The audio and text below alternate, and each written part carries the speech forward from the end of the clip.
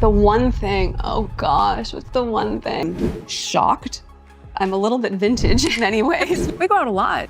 I love it. We need to do a purchase order of $1 million thing. I haven't really gotten into a book in a long time. I don't look at it. I hadn't heard that. No, this is your baby and this is your brand. I grew up clipping coupons. I grew up looking for deals. I hadn't seen pantyhose since movies in the 80s. Picture this. Meghan Markle sits down for what should be her moment of triumph, ready to showcase her business empire and lifestyle brand to the world.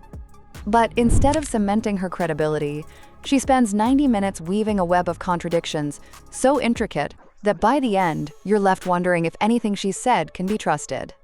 This isn't fiction. This is exactly what unfolded during her recent high-profile interview that has left many people scratching their heads and questioning everything. What makes this particularly fascinating isn't just the contradictions themselves, but how confidently Meghan delivered them. I think our character, who we are at your core, I don't think that shifts. We're talking about someone who managed to present completely opposing versions of her reality with such conviction that you almost want to applaud the performance. But here's what's really going to surprise you. By the time we reach the sixth major inconsistency, you'll see how Meghan completely forgot her own professional background while crafting a narrative that simply doesn't hold up to scrutiny. I know where I came from. I remember being in high school and having my after-school job. From claiming to be a vintage technology hermit while simultaneously running a digital empire, to painting pictures of childhood hardship while casually mentioning luxury shopping habits, what we witnessed from Meghan was a masterclass in how not to maintain narrative consistency. These weren't small slip-ups or minor oversights. These were fundamental contradictions that reveal what happens when someone tries to be all things to all people, crafting different versions of their story depending on their audience. All I wanted to do was save up to buy a shirt that said BB. We've carefully analyzed every word of this conversation, and what emerged is a pattern so clear that it raises serious questions about authenticity in public discourse. So buckle up, because we're about to examine 7 moments that perfectly illustrate how modern celebrity narratives can collapse under the weight of their own contradictions. Let's start with what might be the most mind-bending contradiction of the entire interview. Imagine trying to convince people that you're living in some sort of analog time capsule, completely disconnected from the digital world that the rest of us inhabit. You have to imagine Siri's not on my phone. I don't have location services. Meghan painted herself as someone so authentically old-fashioned that basic technology feels foreign to her, like she's writing letters with fountain pens while the rest of us are drowning in smartphone notifications. The narrative was almost romantic in its absurdity. Meghan emphasized being disconnected from day-to-day tech things that most people use, trying to sound relatable and grounded, as if she's above the modern conveniences that have supposedly corrupted everyone else. There are things like that I'm not caught up in the day-to-day tech things that most people are. It was an attempt to appear authentic and down-to-earth that would have been endearing if it weren't so completely divorced from reality. Here's where the story takes a sharp turn into the ridiculous. This exact same woman had just launched a direct-to-consumer lifestyle brand that depends entirely on digital marketing, social media engagement, sophisticated e-commerce platforms, and algorithmic optimization. You simply cannot run a modern business selling luxury products online while claiming to be technologically challenged. Coming back on Instagram was a really big decision, but also it's just been joyful. The contradiction is so obvious, it's almost insulting to the audience's intelligence. Think about what's actually required to build and manage a contemporary lifestyle brand. Levels in real time. You need customer relationship databases that segment buyers for targeted marketing campaigns. You need digital payment processing systems handling international transactions.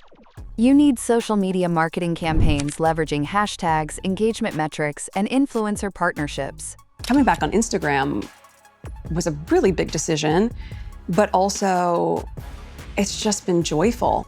You need search engine optimization, email marketing automation, and constant online customer service management. None of this business infrastructure operates through handwritten notes and vintage charm, no matter how authentic that might sound. Yet we're expected to believe that Meghan is orchestrating all this digital complexity while being completely disconnected from the technological world. And I'm really intentional in using it as a platform to share joy and to have fun as well. It's like claiming to be conducting a symphony orchestra while insisting you can't read music. The contradiction becomes even more absurd when you consider Meghan's casual admission of using grocery delivery apps regularly. So she's comfortable enough with technology to navigate complex food ordering applications, manage payment systems, coordinate delivery schedules, and communicate with shoppers through digital platforms, but somehow too vintage for basic smartphone features. I play in public. She's tech-savvy enough to optimize her online shopping experience, but claims she never explored artificial intelligence tools until someone mentioned them recently. Then comes the absolute knockout punch to her own credibility. Meghan described her triumphant return to social media as being really intentional about using it as a platform. She talked about being strategic and purposeful with her online presence, playing and exploring in public, and leveraging the platform to share content and engage audiences. This doesn't sound like someone intimidated by or disconnected from technology. This sounds like someone who understands exactly how to leverage digital platforms for maximum impact. And suddenly the conversation goes from a few thousand jars and lids to we need to do a purchase order of 1 million. You cannot be really intentional about platform usage while simultaneously being technologically clueless. The whole performance reaches peak absurdity when Meghan starts discussing her investment strategy, specifically mentioning interest in women-focused businesses, finance, healthcare, and technology companies. When you work really hard, you value what you've earned. So she's investing in tech startups and evaluating innovative companies, but supposedly too old-fashioned to understand the technology herself. She's backing artificial intelligence entrepreneurs while pretending she just discovered these tools exist. Creatively, they very graciously said, no, this is your baby and this is your brand. So all creative decisions and final decisions like that end up with me. The cognitive dissonance is staggering, and the fact that Meghan delivered these contradictory statements with complete confidence makes the whole thing even more remarkable to witness. Now we're entering territory where Meghan's story becomes so tangled that you need a roadmap to follow the logic. Throughout this conversation, there was a desperate attempt to have it both ways when it comes to privacy and public life. CPG division might be newer for a lot of people to hear about. And the mental gymnastics required to maintain this double standard were truly Olympic-level performances. The setup began early when discussing life in her community and whether she can actually go out and enjoy herself in peace. You'd expect someone who has complained extensively about media intrusion and lack of privacy to discuss the challenges of public appearances, right? Wrong. Meghan's response immediately pushed back against any suggestion that they're trying to hide from the world or live as recluses. Can you actually get a drink in peace? Yes. Yeah. We go out a lot. I love it. She made it crystal clear that they're not attempting to be incognito, that they go out constantly, and that they're living a completely normal public social life in their community. Meghan painted a picture of someone fully integrated into their local scene, comfortable being seen and recognized, and actively participating in social activities without any apparent concern about privacy or media attention. Are there any tricks to being incognito? No, we're not trying to be incognito. Okay. Different chapter. She elaborated extensively on this theme, describing someone who's not just occasionally venturing out, but who maintains a robust and active social calendar. Meghan talked about regular social gatherings with friends, frequent romantic evenings because it's important for their relationship, and being visible, active participants in both their immediate community and the broader area. I would travel in a different way. I used to travel so much, and we can, but it has a lot of layers. This is someone describing a very normal, very public social life, where they're regularly seen, recognized, and apparently completely comfortable with that level of visibility. But then came the massive contradiction that completely undermined everything Meghan had just spent several minutes explaining.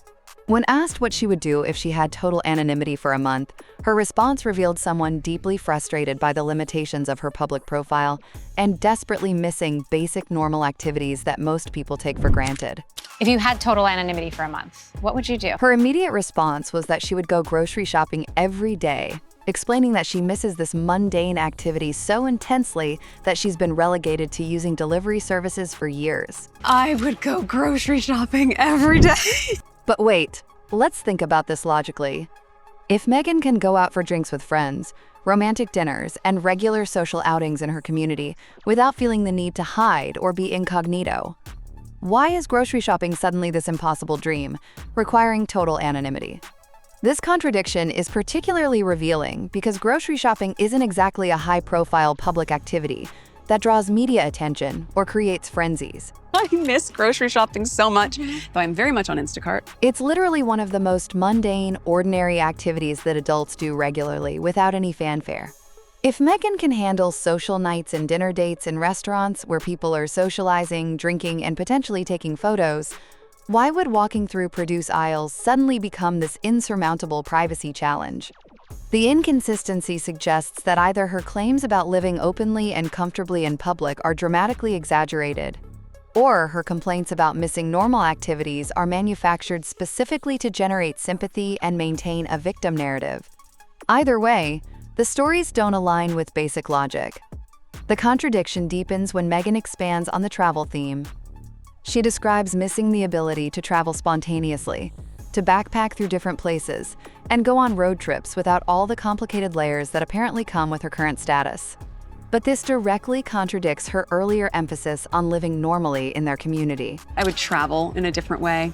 I used to travel so much, and we can, but it has a lot of layers. Not trying to be incognito, and being comfortable with public recognition and interaction. If Meghan can handle regular social outings in her local area without privacy concerns, why would traveling suddenly become this complex, layer-heavy ordeal that prevents spontaneity? The logical disconnect is so obvious it's almost insulting to the audience's intelligence. What makes this entire contradiction even more absurd is the context of the interview itself. Meghan is sitting in a high-profile conversation with a major business publication, being recorded for content that will be distributed globally, discussing her business ventures and public projects. This isn't someone genuinely seeking privacy or trying to avoid public attention. This is someone actively courting media coverage, while simultaneously complaining about the loss of privacy that comes with media coverage. Now we need to discuss what might be the most questionable claims in this entire interview. And considering the competition we've already covered, that's really saying something.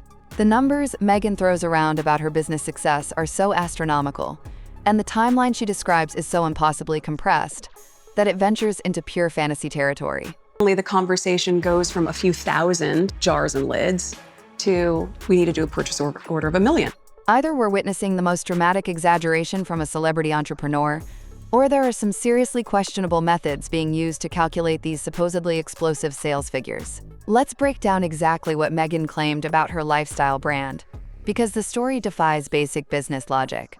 She established that when they started this year, they were having conversations about inventory in terms of a few thousand units. This suggests a very modest boutique operation, which makes perfect sense for a brand new company launching its first product with no established customer base or market presence. But then came a claim that immediately raised red flags for anyone who understands retail. Meghan stated that their first product sold out in exactly 44 minutes. Not approximately 45 minutes, not within an hour, but precisely 44 minutes. This level of specificity suggests either incredibly detailed real-time tracking systems or a number that's been carefully crafted for maximum dramatic impact, rather than reflecting actual sales reality. They sold out also in less than an hour. 44 minutes. I was shocked. For context, this would mean that a relatively unknown lifestyle brand launching a seasonal product with presumably limited marketing budget and no established distribution network somehow generated enough consumer demand to completely exhaust their inventory in under an hour. That kind of sellout speed is typically reserved for highly anticipated product drops from established mega brands, with millions of devoted customers and massive marketing campaigns behind them. But here's where Meghan's story transitions from questionable to completely unbelievable. She claimed that for their second seasonal drop, they multiplied their inventory by 10 times, genuinely expecting this massive increase to last for weeks, based on normal retail projections. Instead, she insisted that this 10 times larger inventory sold out in just a couple of hours.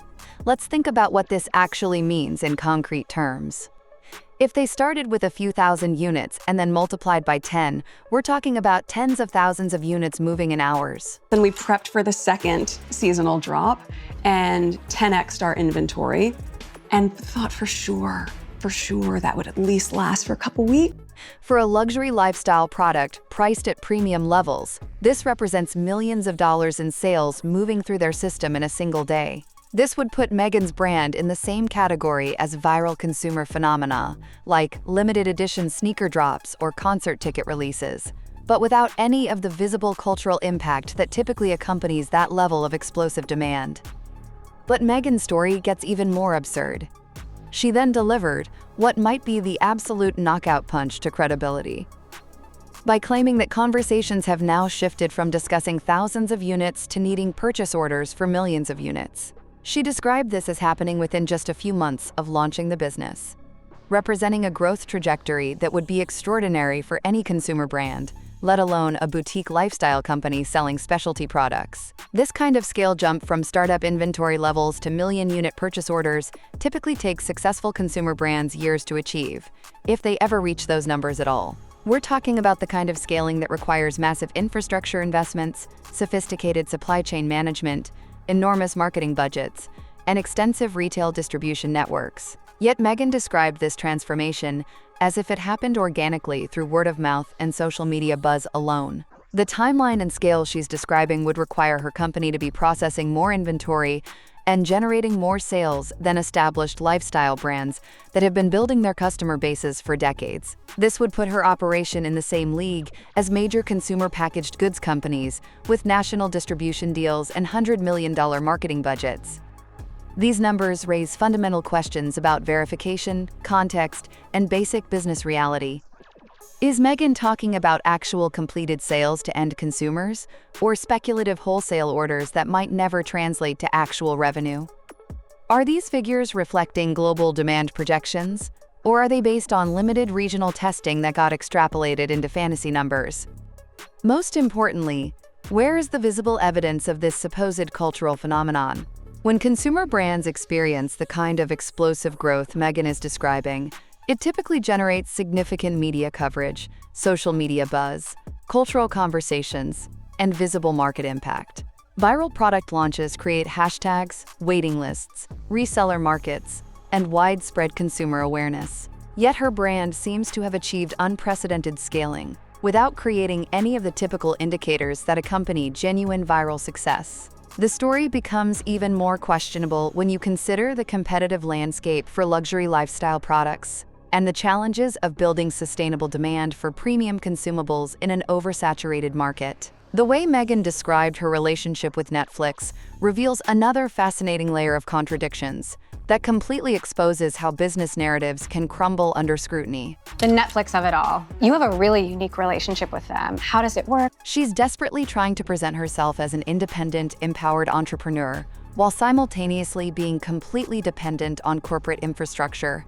And she couldn't seem to maintain a consistent story about how much control and independence she actually possesses in this arrangement. Creatively, they very graciously said, no, this is your baby and this is your brand. So all creative decisions and final decisions like that end up with me. Initially, Meghan presented Netflix as her collaborative business partner and primary investor, making it sound like some kind of equal partnership, where she maintains creative autonomy while Netflix provides financial backing and strategic support.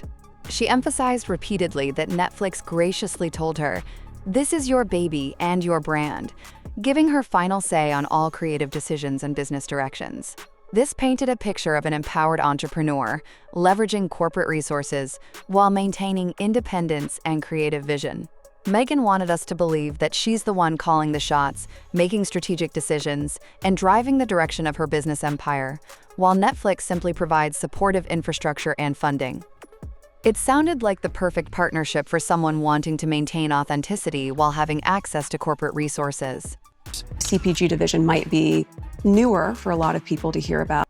But as the conversation continued, the reality became much more complicated and significantly less empowering than Meghan's initial description suggested. She started revealing that Netflix's involvement is actually through their existing consumer products division, and that their primary value comes from connecting her with suppliers and manufacturers that they're already comfortable working with through other licensing deals and product partnerships. Do you have any backers other than Netflix? This suggests a much more hands-on and controlling role from Netflix than Meghan's initial description implied. If Netflix is providing the suppliers, the manufacturing relationships, the consumer products expertise, the distribution networks, and the financial backing, in what meaningful sense is this really Meghan's independent business venture? It sounds more like she's licensing her name and image to Netflix's existing consumer products machine while pretending to be an autonomous entrepreneur. The contradiction becomes even more apparent when Meghan discusses her decision-making process around funding and partnerships. She admitted that her original plan was to build out her own team and execute everything on her own terms, which would have given her more control over business direction and potentially much more financial upside from any success. But then Netflix made what she called a compelling sell, convincing her to partner with them instead of pursuing independent funding and development. This raises fundamental questions about how much independence and control Meghan actually has in this arrangement. Oh, Netflix is my partner and investor. If she originally wanted to do everything on her own terms, but was persuaded to accept Netflix's corporate structure instead, how much of her creative autonomy is real versus cosmetic? The timing makes these contradictions even more devastating to Meghan's credibility. Just days after she gave these confident statements about their wonderful partnership, Netflix's support, and her creative control, major entertainment industry publications reported that their deal had been significantly restructured and downgraded. Instead of the exclusive, lucrative arrangement Meghan spent the interview describing, they reportedly signed a much less valuable agreement that's similar to what Netflix offers to much less prominent content creators. This new structure allows Harry and Meghan to shop their projects to other networks and streaming services if Netflix decides to pass, which suggests much less commitment and investment from Netflix than Meghan's interview implied. This means that either Meghan wasn't being completely honest about the strength and security of their Netflix relationship during this interview, or the situation changed dramatically in just a matter of days after she recorded these statements. Either scenario raises serious questions about her credibility and business acumen. If Meghan knew the restructuring was coming, then her confident descriptions of Netflix's support and their collaborative partnership were deliberately misleading. If she didn't know the restructuring was coming, then her understanding of her own business relationships is questionable, and her claims about having final creative control seem naive at best. After you are paycheck to paycheck, so you're very mindful about how you spend. But I grew up clipping coupons. One of the most glaring contradictions in Meghan's entire public narrative involves her childhood financial situation. My first job was when I was 13 at a frozen yogurt shop called Humphrey Yogurt. And it's particularly revealing because these inconsistencies have persisted across multiple public appearances over the years. She's desperately trying to craft a relatable story about growing up with financial struggles and humble beginnings, but the specific details she casually provides don't add up to the picture of economic hardship she's painting for public consumption. Meghan consistently describes herself as someone who grew up in a household where money was tight, where her family had to clip coupons and hunt for bargains just to make ends meet. She emphasizes how hard her family had to work for every dollar, and how this supposedly instilled in her a deep appreciation for the value of money and hard work. When you work really hard, you value what you've earned. She talks about being paycheck to paycheck as an auditioning actor, suggesting that financial insecurity and economic anxiety have been constant themes throughout her life story. But then, Meghan starts dropping casual details that completely contradict this carefully constructed narrative of financial hardship and working class struggle. I wear nude pantyhose all the time. Let's be honest, that was not very myself. She describes how in high school, her primary financial goal was saving up money from her after-school job to buy designer clothing, specifically mentioning how getting certain premium items with embellishments would mean she'd really made it in terms of teenage social status. This might seem like a minor detail that doesn't deserve much analysis, but it actually reveals everything about the authenticity of Meghan's financial background claims. Having an after-school job certainly suggests some level of financial necessity, which initially aligns with her struggling family narrative and seems to support claims about learning the value of hard work early in life. But here's where the logic falls apart completely. The brands she mentioned were never budget options, and the specific items she coveted were definitely luxury purchases for teenagers in that era. We're talking about clothing that cost more than many adults spent on their entire monthly wardrobe. I hadn't seen pantyhose since movies in the 80s when they came in the little egg. Most families genuinely struggling financially Families that are clipping coupons and shopping clearance racks out of necessity rather than choice wouldn't have teenagers saving up discretionary income from part-time jobs to purchase designer clothing items. In families with genuine financial constraints, teenage earnings typically go toward contributing to household expenses, saving for basic necessities, or covering educational costs. They don't go toward purchasing luxury fashion items that serve no purpose other than displaying social status and brand affinity. The ability to save up after-school job money for designer purchases suggests a level of family financial stability that directly contradicts the economic hardship narrative Meghan is promoting. The contradiction becomes even more obvious when you consider Meghan's educational background and the financial implications of her academic path. She attended Northwestern University, which has always been an expensive private institution, with tuition costs that put it out of reach for most middle-class families, let alone families struggling with the kind of financial constraints she describes. Even with financial aid, scholarships, or other assistance programs, attending Northwestern suggests access to either significant family financial resources or educational opportunities that typically aren't available to students from genuinely economically disadvantaged backgrounds. The combination of expensive private university education and teenage designer clothing purchases paints a picture of comfortable middle-class or upper-middle-class upbringing, rather than the financial struggles Meghan consistently emphasizes. Of course, had different chapters in my life. But right now, no, I don't feel that I need to prove anything. Furthermore, her description of childhood opportunities to engage in social activism projects and letter-writing campaigns suggests a level of privilege, stability, and educational enrichment that contradicts the narrative of constant financial anxiety and economic struggle. Families genuinely living paycheck to paycheck typically don't have children with the time, resources, and parental support necessary to engage in sophisticated social activism projects that require research, writing skills, and media outreach. The inconsistency extends to Meghan's career trajectory as well.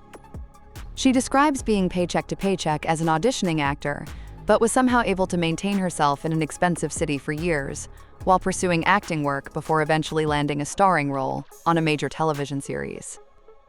This suggests either substantial family financial support or some other source of economic stability that completely contradicts her narrative of constant financial insecurity and struggle. Here's a contradiction that's particularly fascinating because it reveals how Meghan tries to rewrite her own professional history to fit her current narrative. She wants us to believe that wearing certain undergarments as part of professional protocol was this completely foreign, shocking experience that felt totally inauthentic to her core identity. But this claim falls apart spectacularly when you consider her actual professional background and the requirements of her television career that lasted 7 full years. Meghan described her reaction to professional dress codes with what appears to be genuine bewilderment and culture shock. She emphasized how wearing specific undergarments felt completely unnatural and restrictive, joking that she hadn't encountered such things since movies in the 80s when they came packaged in those little plastic containers. She presented this as compelling evidence of how oppressive protocols forced her to be inauthentic, requiring her to dress in ways that felt totally foreign to her personal style and individual expression. The fundamental problem with this entire story is that Meghan spent 7 years as a professional actress on Suits, a high-end legal drama that was specifically designed to portray sophisticated professional environments authentically. Anyone who's worked in television production, particularly on shows that focus on corporate or legal settings, knows that costume departments have extremely strict requirements for professional attire, and specific undergarments are absolutely standard protocol for women wearing business clothing on camera. That felt a little bit inauthentic, but that's a silly example. Rachel Zane, Meghan's character on Suits, was a paralegal who later became a law student, and she wore professional business attire in virtually every single episode throughout the show's run. The costume department would have required specific undergarments, including hosiery, to achieve the polished, professional look that the show was trying to project. Television costume departments are notorious for their obsessive attention to detail, especially for shows attempting to portray professional environments with authenticity and credibility. Of course, had different chapters in my life. But right now, no, I don't feel that I need to prove anything. The idea that Meghan could spend 7 years filming a show that required professional wardrobe without ever encountering such requirements is simply not credible to anyone who understands how television production works. Costume supervisors on professional sets maintain detailed continuity requirements, and they absolutely would have specified appropriate undergarments for maintaining consistent character appearance across multiple seasons of filming. Furthermore, Meghan's career involved countless industry events, red carpet appearances, award shows, promotional interviews, and professional meetings throughout her acting years. The entertainment industry has its own sophisticated set of formal dress expectations, and anyone working at Meghan's level of visibility would have been familiar with various professional styling requirements that go well beyond basic clothing choices. So if I'm part of an SEO and that gets them more clickbait, then yes, they're incentivized to churn out as many stories. The contradiction becomes even more obvious when you consider that Meghan consistently presented herself as someone who was extremely conscious about fashion choices and personal styling throughout her entire adult career. She maintained a lifestyle blog called The Tig for several years, where she regularly discussed fashion decisions, styling tips, professional wardrobe choices, and personal presentation strategies. Someone who was that deeply engaged with fashion, professional presentation, and styling advice wouldn't be genuinely shocked or surprised by basic wardrobe requirements that are standard in most professional environments. This isn't some obscure or unusual protocol that only exists in certain circles. This is basic professional attire that millions of working women deal with regularly in corporate, legal, medical, and entertainment industries. But this contradiction isn't really about undergarments at all, and that's what makes it so revealing about Meghan's approach to constructing public narratives. She's using this trivial wardrobe requirement as a symbol of much larger claims about protocols being restrictive, oppressive, and fundamentally incompatible with her authentic self-expression and personal freedom.